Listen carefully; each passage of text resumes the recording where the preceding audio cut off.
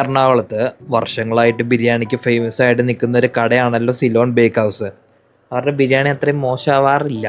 കഴിഞ്ഞ ദിവസം ഞാനവിടെ പോയിട്ട് അവരുടെ ചിക്കൻ ബിരിയാണിയും ബീഫ് ബിരിയാണിയും മേടിച്ച് ട്രൈ ചെയ്തേ.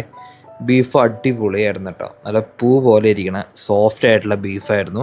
ചിക്കൻ അത്രയും മോശമൊന്നും അല്ലായിരുന്നു, പക്ഷെ രണ്ടും കമ്പയർ ചെയ്യുമ്പോൾ ബീഫാണ് ഇച്ചിരൂടെയും സൂപ്പറായിട്ട് എനിക്ക് തോന്നിയത്.